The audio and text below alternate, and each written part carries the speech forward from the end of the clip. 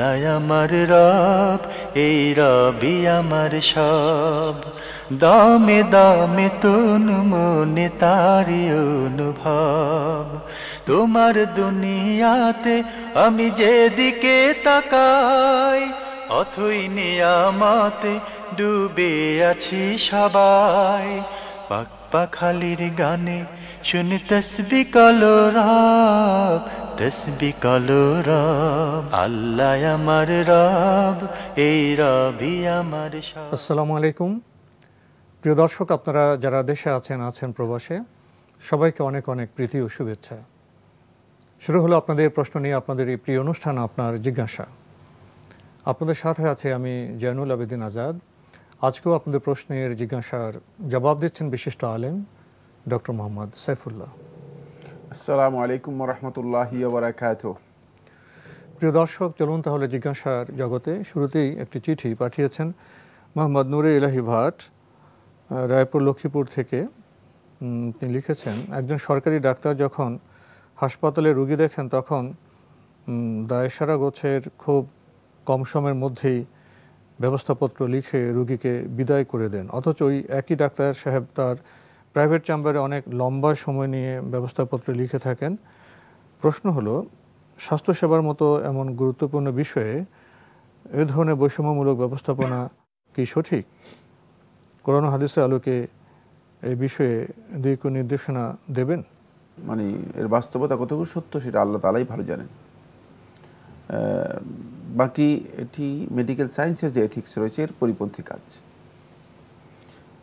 কারণ medical science মানে profession যেটা বোঝায়, সেখানে কিন্তু এথিক্স হচ্ছে তিনি রুগী দেখবেন এবং রুগীর বক্তব্য শুনে সেভাবে মানে ভালো করে উপলব্ধি করে চিকিৎসাপত্র দেবেন। রোগ তো নির্ণয় করতে হবে, রোগ নির্ণয় করার জন্য হয়তো দেখা যাবে একজনে নির্ণয় করতে 5 মিনিট লাগবে, কারো 10 মিনিট লাগবে, কারো সময় লাগবে। রোগটা তার মূল দায়িত্ব রোগটা নির্ণয় করতে হবে। যদি এই কাজটি তিনি এভাবে না করে থাকেন তাহলে কোনো সন্দেহ নেই তিনি তার এই প্রফেশনের সাথে তিনি সত্যিকার অর্থে খেয়ানত করেছেন। এটি হারাম কাজ, সবচেয়ে বড় খেয়ানত। তিনি এই কাজটি শুদ্ধ করেন নাই। সেটি আমরা কমনলি বলতে পারবো না। কমনলি এই জন্য বলতে পারবো না কারণ সব ডাক্তার তো আর এই ধরনের কাজ করে আমি বিশ্বাস করি না। এর মধ্যে কিছু তো ভালো মানুষ আছে, কোনো সন্দেহ নেই। মানে হয়তো দু একজনের মানে এই যে সমস্যার কথা উল্লেখ করেছেন সেটা হতে পারে, আমি জানি না। বাকি ইসলামের মওকিফ অবস্থানটা কি এখানে?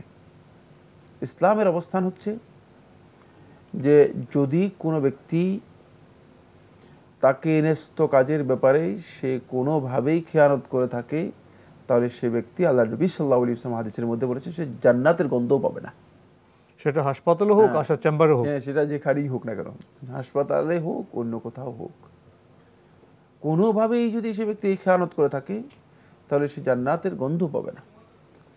সমস্ত উলামায়ে কেরামের ঐক্যমতে এই কাজটি খেয়ানত হবে এবং এই কাজটি সম্পূর্ণরূপে হারাম কাজ।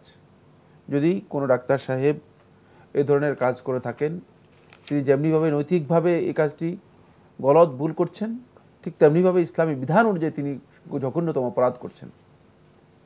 কারণ ইসলাম খেয়ানতকে কোনো মুসলিমের আখলাক চরিত্র হিসেবে আখ্যায়িত করেনি, এটি মুনাফিকের আখলাক হিসেবে আখ্যায়িত করা হয়েছে।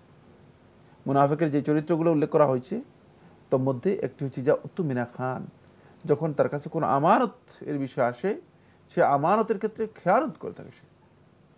তাই আমানতের বিষয়ে খেয়ানত যারা করে থাকে তারা কিন্তু মুসলিমের চরিত্র বহন করে না, বরং মুনাফিকদের চরিত্র বহন করে থাকে। এটি অত্যন্ত কঠিন কথা। এই ক্ষেত্রে তিনি যদি এই কাজটি করে থাকেন তিনি বড় ধরনের গুনাহগার হবেন, কোনো সন্দেহ নেই। প্রিয় দর্শক, এবার আমাদের হাতে যে চিঠিটি যিনি পাঠিয়েছেন নাম প্রকাশে অনিচ্ছুক, লিখেছেন, একবার টেলিভিশনে শুনেছিলাম আমরা যখন কোরবানি দেওয়া শুরু করব তখন প্রথমে নবীজির পক্ষ থেকে শুরু করতে হবে, অর্থাৎ প্রথমবার নবীজির পক্ষে কোরবানি দিতে হবে। এই সম্পর্কে সঠিক তথ্য দিবেন? কারো উপরে যদি কোরবানি ওয়াজিব হয় অথবা সুন্নাত হয়, কোরবানির মাসআলার মধ্যে আলেমদের দ্বিমত আছে। একদল উলামায়ে কেরাম ওয়াজিব বলেছেন। যদি কারো উপর কোরবানি ওয়াজিব হয় তাহলে তিনি তার পক্ষ থেকেই কোরবানি দিবেন। আর নবী সাল্লাল্লাহু আলাইহি ওয়াসাল্লামের পক্ষ থেকে কেন কোরবানি দিবেন? নবী সাল্লাল্লাহু আলাইহি ওয়াসাল্লামের পক্ষ থেকে কোরবানি দেওয়ার কোনো প্রয়োজন নেই, কারণ উম্মতের যত আমল আছে সবগুলো আমলের সওয়াব নবী সাল্লাল্লাহু আলাইহি ওয়াসাল্লাম অবশ্যই পাবেন, হকদার তিনি পেয়ে যান। আর নবী সাল্লাল্লাহু আলাইহি ওয়াসাল্লামের সওয়াবের তো প্রয়োজন নেই। নবী সাল্লাল্লাহু আলাইহি ওয়াসাল্লাম সওয়াবের জন্য মুহতাজ নন, এটা ভুল কথা। নবী টেলিভিশনের বক্তব্যটি ভুল কথা। জি, এটা ভুল কথা যে নবী সাল্লাল্লাহু আলাইহি ওয়াসাল্লাম এই উম্মতের সমস্ত ভালো কাজের দিক নির্দেশনা দিয়ে গেছেন। সুতরাং আদ-দাল্লু আলাল খায়রি কাফাইলিহি, হাদিসের মধ্যে নবী সাল্লাল্লাহু আলাইহি ওয়াসাল্লাম বলেছেন যে ভালো কাজের প্রতি যে দিক নির্দেশনা দেয় সে ওই ভালো কাজ যে করেছে তার মতোই সমান সওয়াব পাবে। নবী সাল্লাল্লাহু আলাইহি ওয়াসাল্লাম সওয়াব এমনি পেয়ে যাবেন, আপনি কোরবানি করার সাথে সাথেই সওয়াবটা নবী সাল্লাল্লাহু আলাইহি ওয়াসাল্লামের আমলনামায় যেহেতু আমরা তার উম্মত এবং তিনি এটা আমাদেরকে শিখিয়েছেন, তিনি এই নির্দেশনা আমাদেরকে দিয়েছেন, তাই এর জন্য ভিন্ন নবী সাল্লাল্লাহু আলাইহি ওয়াসাল্লামের পক্ষ থেকে কোরবানি করতে হবে এই কথা শুদ্ধ নয়। সবশেষে আপনি লিখেছেন শীতের সময় চামড়া শুষ্ক হয়ে যায়, কিন্তু সব লোশন ও ক্রিমে অ্যালকোহল থাকা এসব ব্যবহার করতে পারি না, এসব কি ব্যবহার করা যাবে? অ্যালকোহল যদি কোনো বস্তুর মধ্যে প্রিজারভেটিভ হিসেবে থাকে সেই ধরনের বস্তু ব্যবহার করা, ইউজ করা জায়েজ, হারাম নয়। আর লোশন বা ক্রিম তো আমরা খাচ্ছি না, না, আর খাওয়ার মশলা নয়, মানে সেখানে থাকে কত, মানে হয়তো কন্টেন্টের মধ্যে দেখা যাবে 1%, মানে ওখানে এসে দ্রবীভূত হয়ে ওগুলি আর ওই থাকে অ্যালকোহল, ওই অ্যালকোহল থাকে না। ওই অ্যালকোহল দুনিয়ার কেউ নাম দেবে নাকি?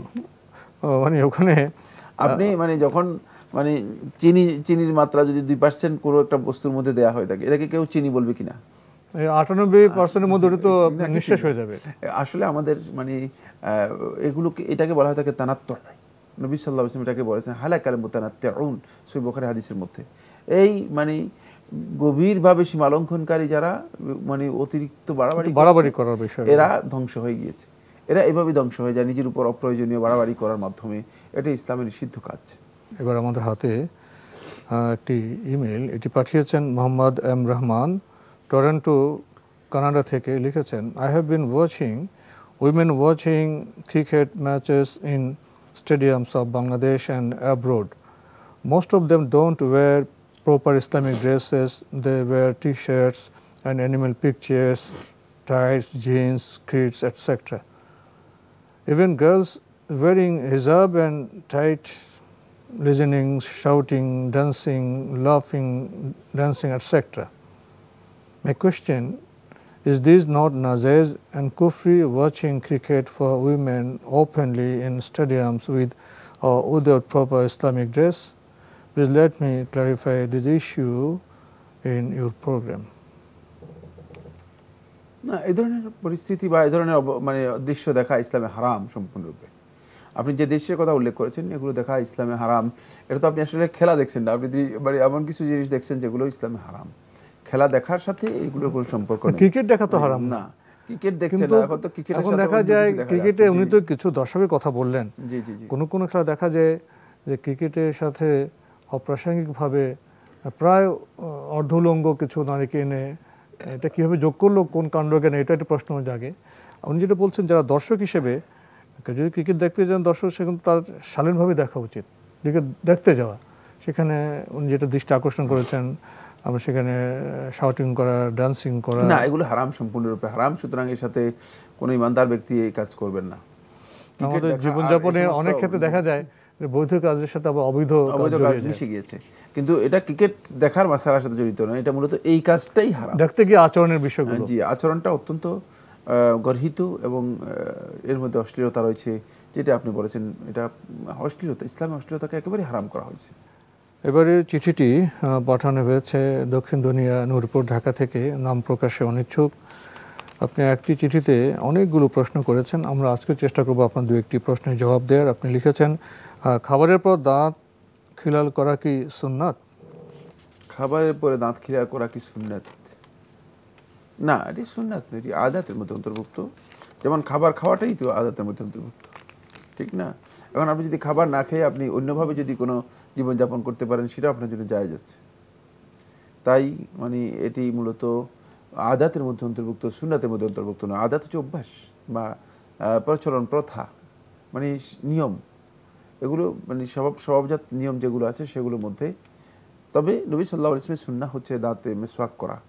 নবী সাল্লাল্লাহু আলাইহি ওয়াসাল্লাম বেশিরভাগ ক্ষেত্রে গুরুত্বপূর্ণ সুন্নাত, গুরুত্বপূর্ণ একটি সুন্নাহ হচ্ছে মেসওয়াক করা। জি।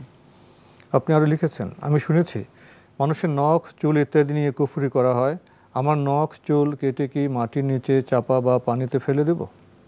ফেলে দেন, অসুবিধা নেই। মাটির নিচে ফেলতে পারেন অথবা পানিতে ফেলতে পারেন, কোনো অসুবিধা নেই। তবে এ নিয়ে কুফরি করা হয় থাকে, যে কথাগুলো বলা হয় থাকে সেটাও একটু কুসংস্কারের মতো বক্তব্য, এর মধ্যে কোনো ভিত্তি আছে বলে আমার জানা নেই। আপনি আরও লিখেছেন, আমাদের দেশে বিয়ের রাতে স্বামী স্ত্রী 2 রাকাত নফল নামাজ পড়েন এবং স্বামী স্ত্রীর কপালে হাত রেখে একটা দোয়া পড়ে থাকেন, এগুলি কি কুসংস্কার? না, এটা কুসংস্কার হবে কেন? সুন্নাহ দ্বারা সাব্যস্ত হয়েছে, এটা কুসংস্কার হওয়ার কোনো কারণ তো দেখি না।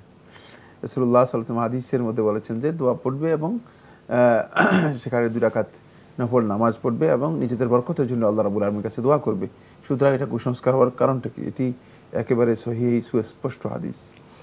আরও লিখেছেন, আমি নিয়ত করেছিলাম আমার সারাদিনের নফল ইবাদতের সওয়াব আমার নিজের হবে এবং জীবিত মৃত মুসলিমদের জন্য সওয়াব দেওয়ার জন্য আল্লাহ পাকের কাছে দোয়া করব। এখন নিয়ত কি ঠিক আছে?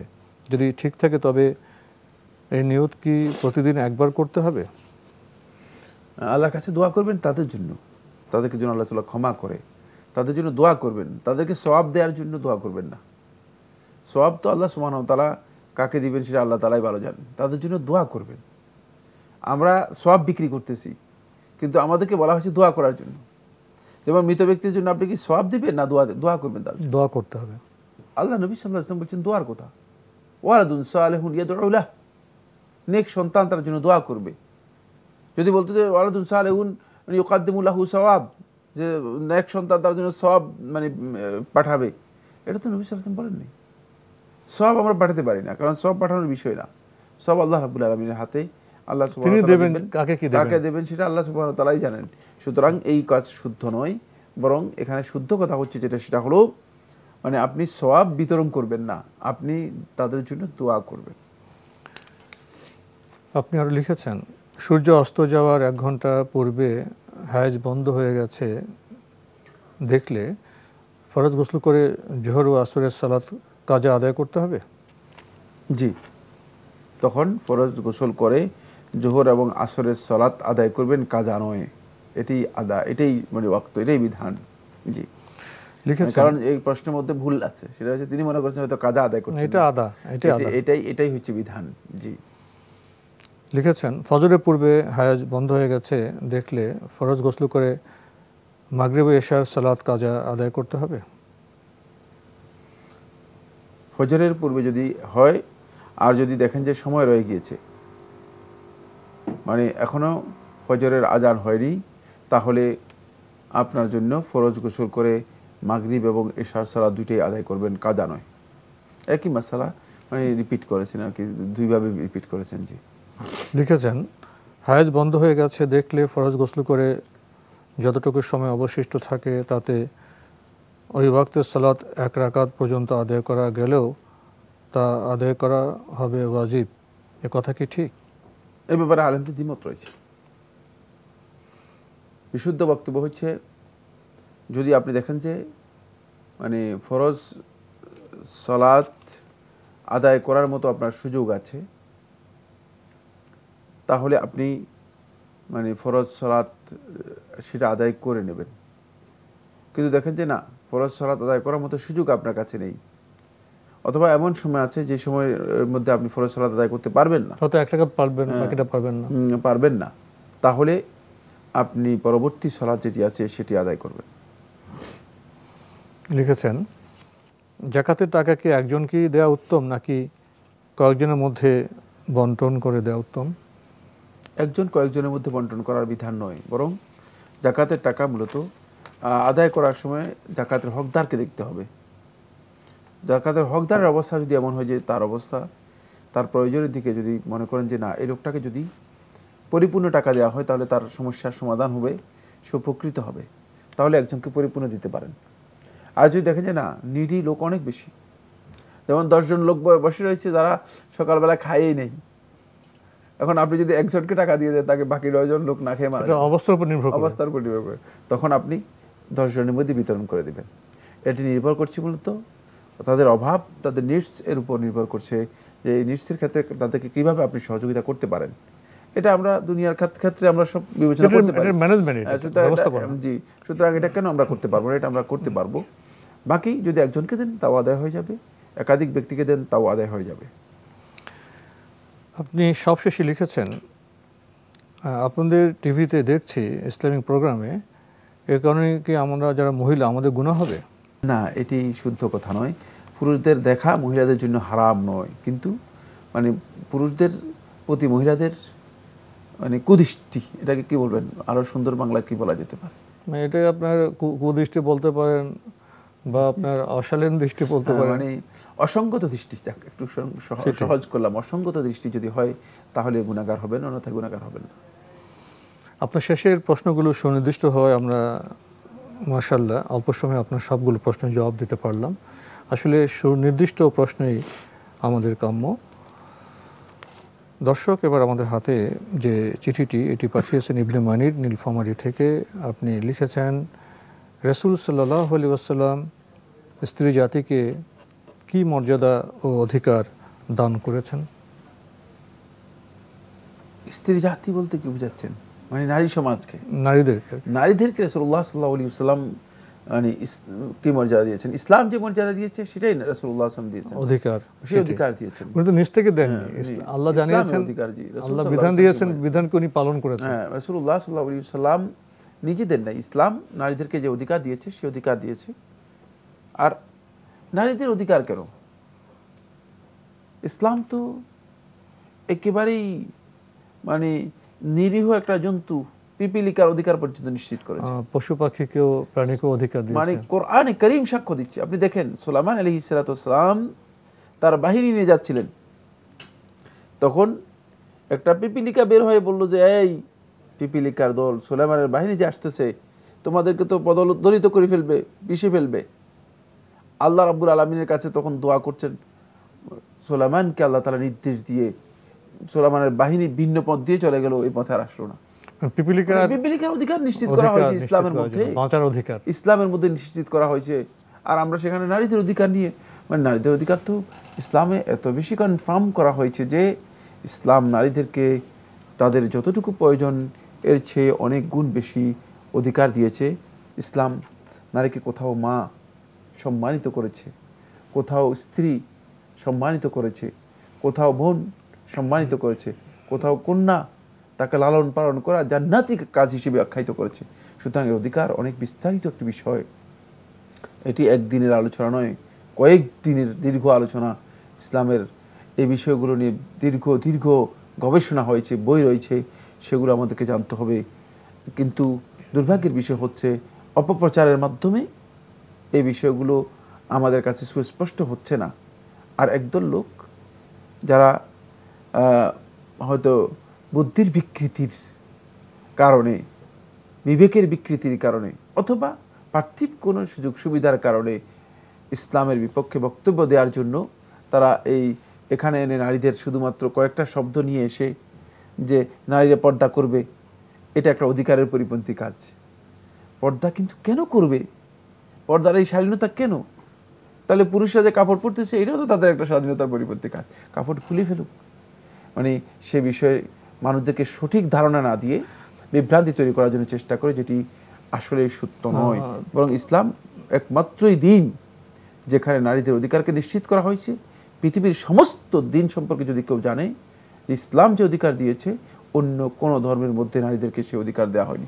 তো আজকে আমাদের এখানে শেষ করতে হচ্ছে। আপনাকে অনেক ধন্যবাদ। আপনাকে অশেষ ধন্যবাদ। প্রিয় দর্শক, শেষের প্রসঙ্গে যে বিষয়টি চলে আসলো, নারী জাতির অধিকার, আল্লাহ কিন্তু কারো পক্ষ নেননি। নারী হোক, পুরুষ হোক, প্রাণী হোক, জীবজন্তু হোক, উদ্ভিদ হোক, যার যে অধিকার প্রয়োজন বাঁচার জন্য, বিকশিত হওয়ার জন্য আল্লাহ তাকে সে অধিকার দিয়েছেন।